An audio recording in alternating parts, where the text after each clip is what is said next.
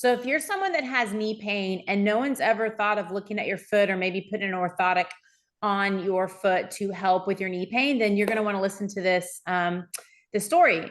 So we have Ricky. Welcome. And we are going to be hearing his story. So tell us a little bit about your knee pain, kind of what doctors were telling you, some of your fears, those kind of things. Well, I had gone to a surgeon, orthopedic surgeon, and of course, they were telling me that, of course, I need surgery, and I had on one side of my knee, on the inside, the all the cushion was gone, and I was sort of tilted a little bit there. Kind of made me, uh, look a little bow-legged there. They were talking about. Mm-hmm. But the last time I went to see him, they pushed around on my knee and pushed around on my knee, and they never could make me say that hurt. So they said, "Well, we're not sure. Even though you don't have a perfect knee, maybe you should wait till it really, really hurts to get surgery." And it seems like that there's some days it hurts worse than others, and I guess that day it wasn't hurting when he Yeah. pushed around on it. And so I decided I needed to find some other way to Yeah. relieve this pain. Well, and it's funny because it's kind of like, well, let's just wait and see versus let's give you some tools or think about other ways that we could delay anything from happening. And this is also another perfect example of why I always say MRIs aren't always the most reliable. They can tell you a lot of information, but it doesn't necessarily mean that that's where your pain is actually coming from.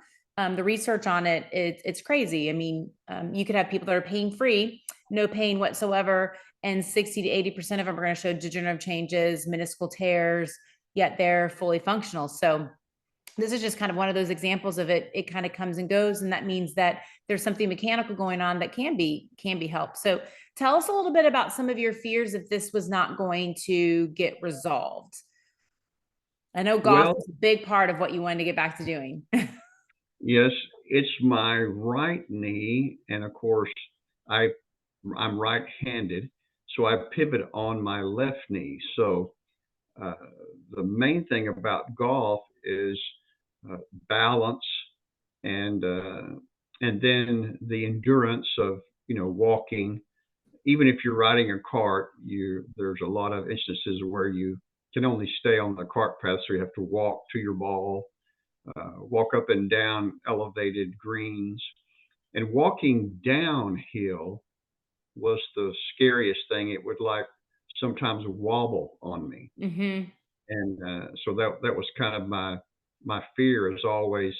It seems like I can walk up steps or uphill, but down steps and downhill is kind of a scary thing for me And a because lot of that, when you're life just going, wobbled on me. Yeah. yeah, what people don't understand too, going down takes a lot more knee control, a lot more muscle control than going up. So people will get like think, people hike all the time and they think they get sore from like going up the mountain. No, they get sore from going down the mountain because you have to do a lot of control to decelerate the body. So those are really common things when there's some weakness in the knee. So tell us a little bit about what happened after the first treatment and kind of the education that you got from our office. Well, after that first treatment, of course, it was it was a no-brainer that y'all were telling me that I needed to uh, lose weight. That was going to be a good factor in all of this. So I took y'all's advice, and after several treatments, which really helped, it is like the muscles above and below in the leg, on the knee are very important and need to be strengthened. So you had given me some bands to take home and to work on. But I took it to heart. And the first treatment, I think I weighed about 250 to 255. Right now, today, I got off the scales this morning, and it's 229. Wow. So, so that is also helped. And uh, I'm not starving myself. I'm just eating better, and I live in an area in Garland that's real hilly, and so when it's not too hot, uh, I've been walking. It's like 1.7 miles to walk the three streets in my neighborhood. Half of that is uphill. So Wow. I've been doing a little exercise, uh, eating better, and maybe doing a little bit of intermediate fasting where Hmm. I don't eat three big meals a day. Yeah, And which is key. yeah, and so I've taken everything to heart, which I really like. Uh, uh, the advice that I get, it's not just, oh, you got a bad knee. Uh, it's really like holistically the whole body advice, Yeah. and I like that. Well, and a lot of times people think that like when they have back pain, that losing weight's going to help with their back. Not the case for the back, but definitely the case for the knees because the knees just more weight bearing. And you'll put more wear and tear on it. And when you have less weight on it and you start building up some of the strength, you'll notice that, you'll start getting some relief. But we also talked about your feet, and did a foot scan and then got you into some orthotics. So tell us your experience with that. It's been really great. In fact, I really don't want to go without them, and so I've decided that I'm using shoes that I can actually put them in because some shoes have a built-in arches that Yeah. you really can't take out.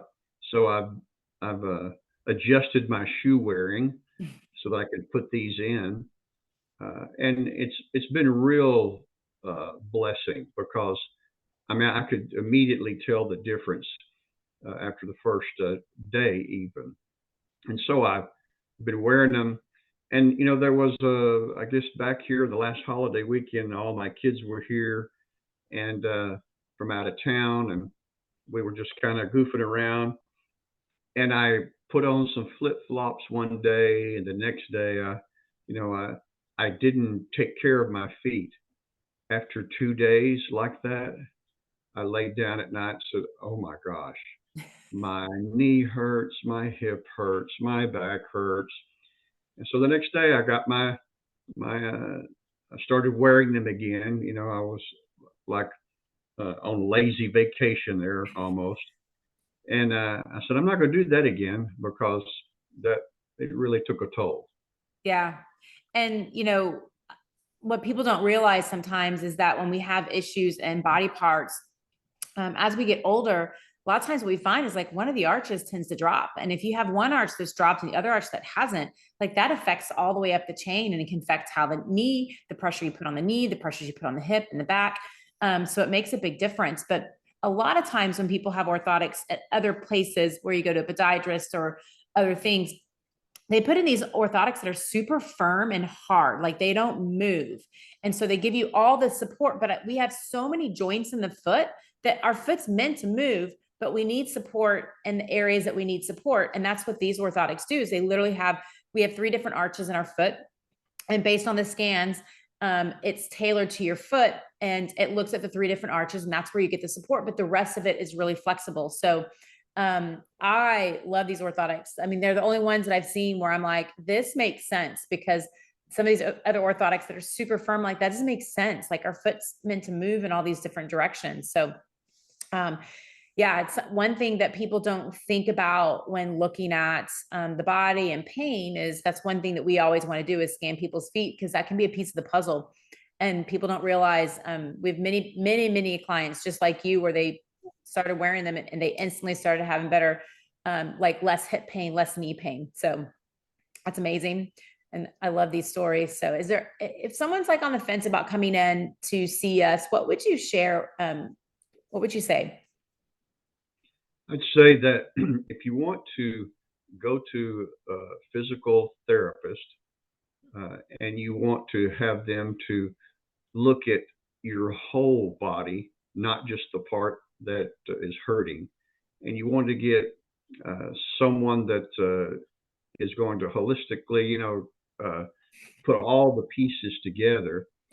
you really need to come and see Stephanie and her crew, because they don't leave anything out. I remember once I came to you because I had swelling in my calf, and After instead of surgery. you, yeah, and on my knee, you know, where Hmm. they did that snip of the torn, uh, Meniscus. uh, yeah, and so I was really impressed because you immediately said, you know, we really need to get a hold of your doctor, and you need to go back in today and get a scan just to make sure that you don't have a blood clot.